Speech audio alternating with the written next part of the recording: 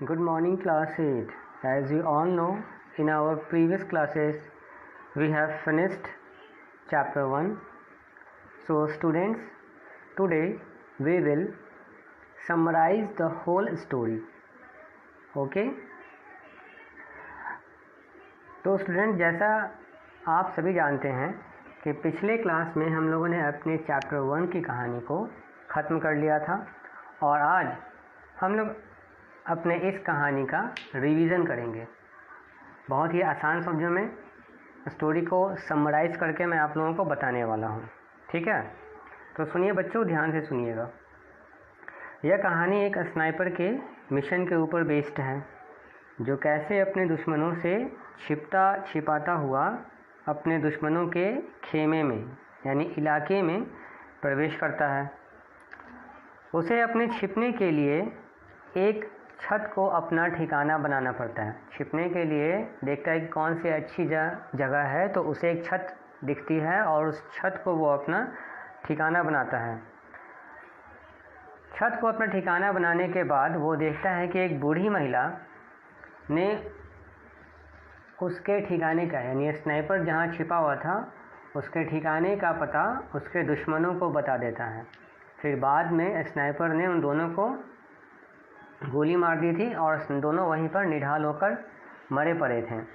जैसे ही स्नाइपर अपनी गोली को दागता है, वैसे ही दोनों तरफ से गोलीबारी शुरू हो जाती है।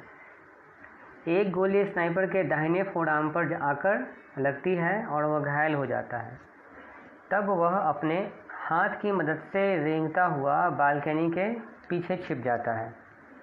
गोली लगने के कारण उसके हाथ से खून की धाराएं बह रही थीं।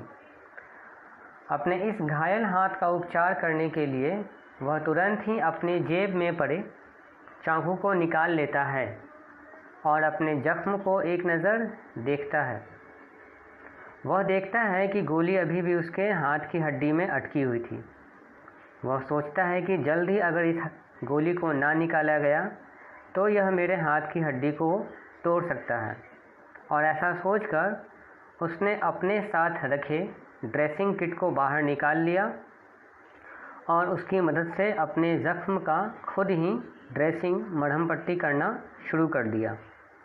जैसे ही स्नाइपर दवा को अपने जख्म पर उड़ेलता है तो उसे बहुत ही असहनीय पीड़ा होने लगती है। दवा क्योंकि कड़वी थी और ज़ख्म गहरा था, इस कारण से स्नाइपर को बहुत तेज़ दर्द होता है और इस दर्द के उन्माद के कारण उसके होंठ उसके दांतों से भींच जाते हैं और वो वहीं छत पर निढाल होकर लेट जाता है। थोड़ी देर के बाद स्नाइपर का दर्द जब कम होने लगता है तो वह देखता है कि दुश्मन की बख्तरबंद गाड़ी तेज़ गति से पुल को पार करके चली गई है। स्नाइपर वहीं छत पर बैठकर सुबह तक इंतज़ार करने की सोचता है, परंतु जब सुबह होती है तो वह दुश्मनों से चारों तरफ से घिर जाता है। ये ऐसा सोचता है कि अगर मैं यहाँ पर सुबह तक इंतज़ार करूँगा तो शायद मैं सुबह तक अपने दुश्मनों से घेर लिया जाऊँगा। और ऐसा सोचकर स्नाइपर क्या करता है कि अपने पास के राइफ़ल को उठाता है, लेकिन वो देखता है कि अब इस राइफ़ल का तो मैं यूज़ ही नहीं कर सकता हूँ। तो उसके पास केवल एक रिवॉल्वर थी जिसका वो यूज़ कर सकता था। तुरंत ही उसने एक प्लान बनाया, एक योजना बनाई, और उसकी योजना ऐसी थी कि उसने अपने ओपोनेंट स्नाइपर को, यानी इस कहानी में 2 स्नाइपर हैं, तो ये जो स्नाइपर है जो ज़ख्मी हो गया है और उसका जो एक दुश्मन वो भी एक स्नाइपर है, तो उस स्नाइपर को धोखा देने की योजना ये बनाता है। और वो योजना ये होती है कि वो अपनी बंदूक निकालता है, राइफ़ल के बैरल पर अपने कैप को टिका लेता है और इस तरह से राइफ़ल को खड़ा करके रखता है ताकि दूर से देखने में लगे कि कोई सोल्जर वहाँ पे बैठा हुआ है। और जैसे ही उसके दुश्मन स्नाइपर को इसकी टोपी नज़र आती है, वो झट से गोली दाग देता है और गोली सीधे टोपी को चीर के आर पार निकल जाती है। स्नाइपर खुद को ऐसा प्रिटेंड करता है जैसे कि उसे गोली लग चुकी है और वह मारा जा चुका है। जहाँ से उसके दुश्मन स्नाइपर ने गोली चलाई थी, तो गोली शॉट होने के बाद से वहाँ पर थोड़ा स्मोक फैल गया, धुआं फैल गया। तो जहाँ जैसे ही फायर हुआ, इस स्नाइपर को अपने दुश्मन के लोकेशन का पता चल गया। तो दुश्मन का लोकेशन का पता चलने के बाद ये क्या करता है कि वहीं पे लेट जाता है, और वो जो स्नाइपर है ये अश्योर करने के इरादे से खड़ा हो जाता है और देखता है कि क्या ये मरा या नहीं मरा। उसी क्षण ये झट से तीव्र गति से, बिजली की तेज़ी की गति से भी अपने रिवॉल्वर को उठाता है और उस स्नाइपर के ऊपर गोली डाल देता है। गोली जाकर सीधे स्नाइपर को लगती है और वो वहीं मर जाता है। फिर स्नाइपर देखता है कि वो मारा गया तो खुशी से उछलने लगता है। उसका जख्म अभी भी हरा था, इस कारण उसे चलने में थोड़ी कठिनाई हो रही थी। उसके हाथ से उसकी राइफल छूट जाती है और नीचे नाई के दुकान के पास टकराकर फुटपाथ पे गिर जाती है। थोड़ी देर के बाद स्नाइपर का शरीर भी एक जोर की आवाज़ के साथ नीचे आ गिरता है। वह अचेत अवस्था में वहीं लेटा पड़ा रहता है। जब स्नाइपर ने यह देखा कि दुश्मन की तरफ से गोलीबारी होनी बंद हो गई है, तब वो अपने कॉर्नल के पास जाने का निर्णय करता है।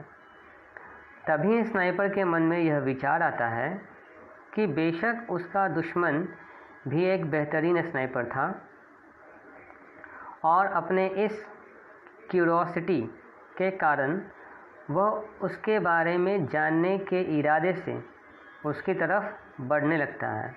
वही सोचता है कि आखिर कौन है जिसकी टारगेट भी इतनी अच्छी थी, तो ये जानने के इरादे से वो उसकी तरफ बढ़ने लगता है। आगे बढ़ने के क्रम में जब वो दुश्मन के इलाके में पहुंचता है तो उसके ऊपर फायरिंग शुरू हो जाती है, पर वह किसी प्रकार से अपने आप को बचाने में सफल हो जाता है। वह उस स्नाइपर के पास पहुंच जाता है। जब वह उसे देखता है तब वह औंधे मुंह लेटा हुआ था। जैसे ही स्नाइपर ने उसे सीधा किया तो देखता है कि वो कोई और नहीं, उसका अपना भाई था।